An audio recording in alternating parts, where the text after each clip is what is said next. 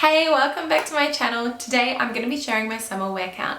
In the past, what I've done at the end of each season is a most worn. So usually my 5 or my 10 most worn items of the season.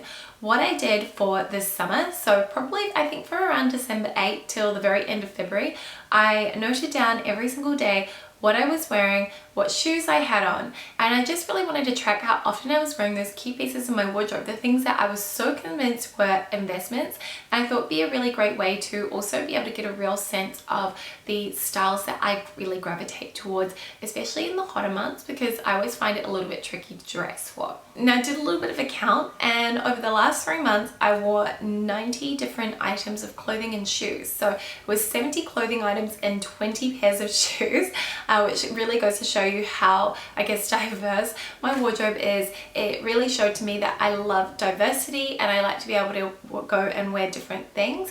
But for the purpose of this video, what I thought I would do is focus on any single item that I have worn 4 times or more. So I've got 21 pieces. So what I'm going to do is I'm going to show you guys in order of least worn to most worn of these 21 pieces that I wore. So let's quickly dive into that little montage.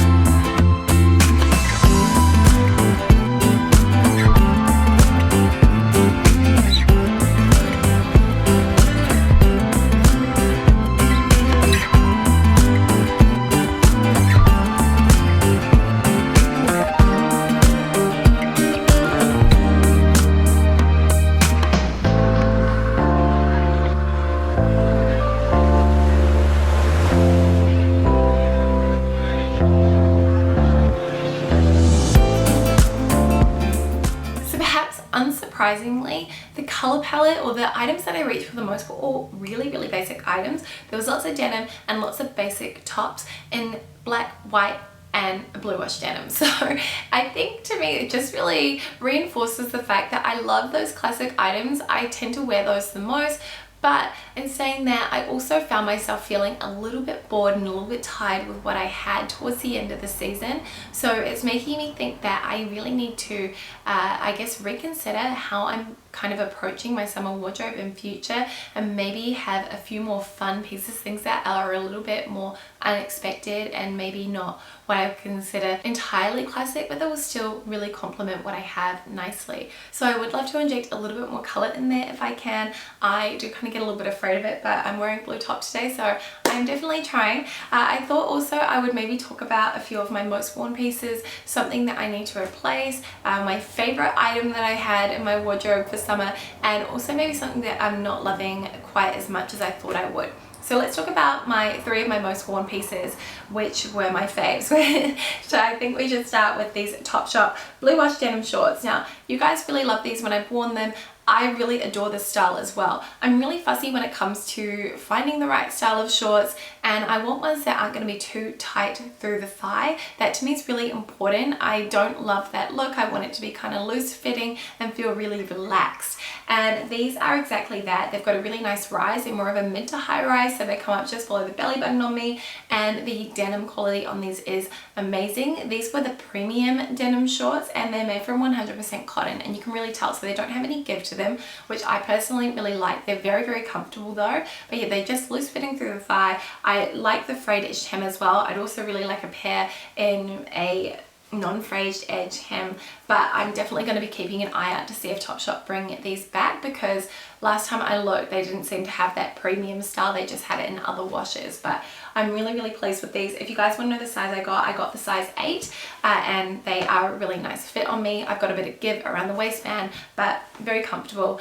These go great with everything that is white in my wardrobe. I also really like the way that these pair with a black tee as well, but it's just a really good basic piece to have that as a foundational item in building an outfit.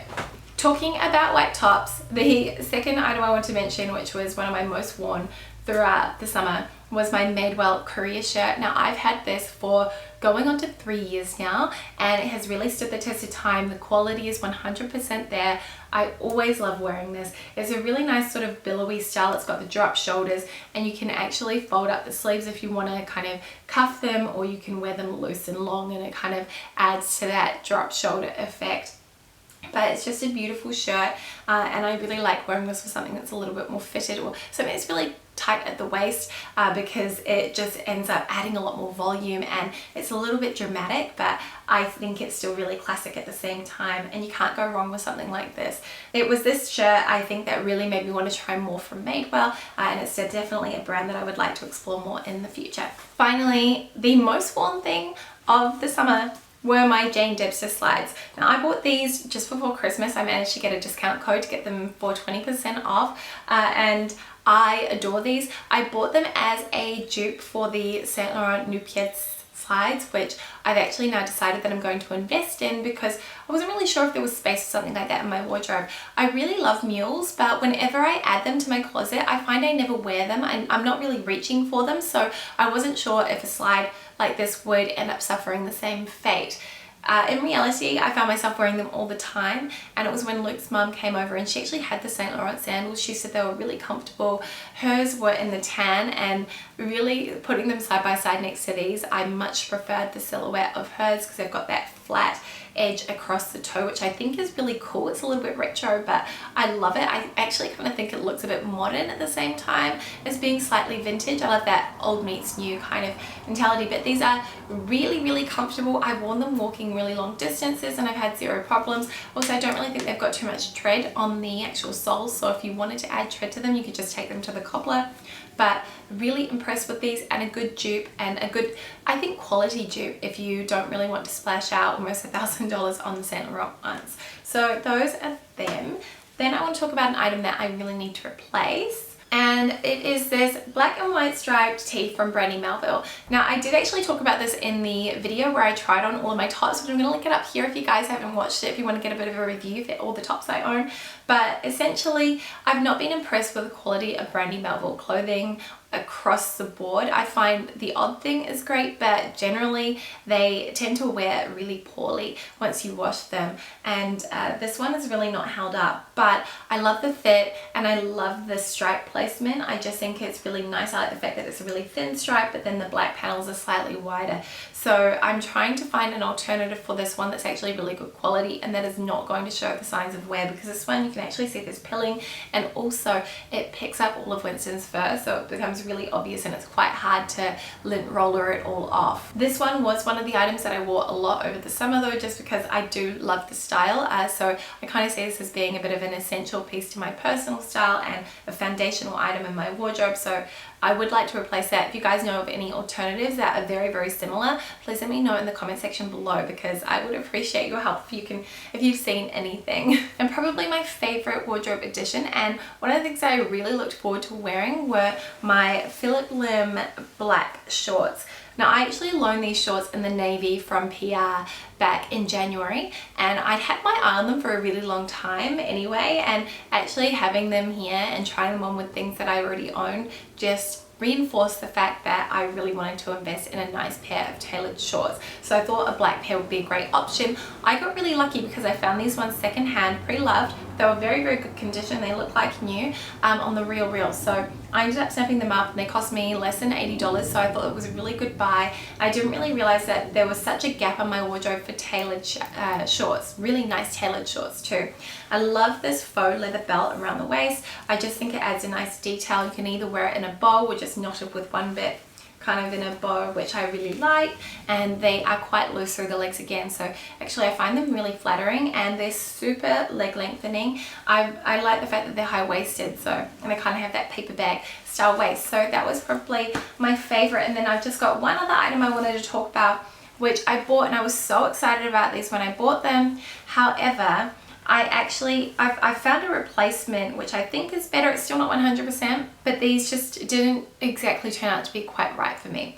So as you may recall, last year around Black Friday, I did a haul where I was talking about key pieces that I was looking for, one of which was a pair of faded black denim shorts, because I had a pair of white ones that I love and I wanted a dark pair because I really enjoy wearing my Dr. Denim high-waisted skinny jeans. So I found a pair on Madewell, and the quality of the denim is really nice. So these are what they look like. However, my issue with these is that they are actually quite fitted through the leg, and I find that the fabric, because it's really stretchy, so these have got a lot of elastane in them, it kind of rides up and it can be a little bit uncomfortable on me, but I just don't love the fact that they are super fitted through the leg, and I don't know if that's because maybe they've shrunk slightly since I've laundered them. I got my usual size, which is a 25, and they fit me perfectly everywhere else. So I'm not sure, maybe that's just the style and I didn't really realize. But I do like the frayed edged hem, and I really like the wash on these. I think it's really nice, but since I got the replacement, I haven't found myself wanting to wear these at all. So I think these are actually something that I'm going to declutter because they don't give me the joy that I sort of expected. And this is the thing when you're shopping for your wardrobe, regardless of how much planning you do and how much research you do, sometimes you're going to add something to your closet that doesn't quite work out. So this has just ended up being one of those things. But like I said, I've got a replacement which I really enjoy wearing, and I actually think that they're a much more flattering fit on me. So that was my summer wear count. I hope that you guys enjoyed watching this video, and I'd love to get your feedback on whether you want me to do an autumn wear count like this, or if you prefer me to just do an autumn most worn like I was doing previously. I'm pretty happy to do either or, but I feel like this was a really good opportunity for me to kind of talk about some of the things that I really liked, and also the things that I didn't like about my most worn pieces. So that is it from me. I will see you guys next time with a brand new video. See you soon, and thank you so much for watching. Bye!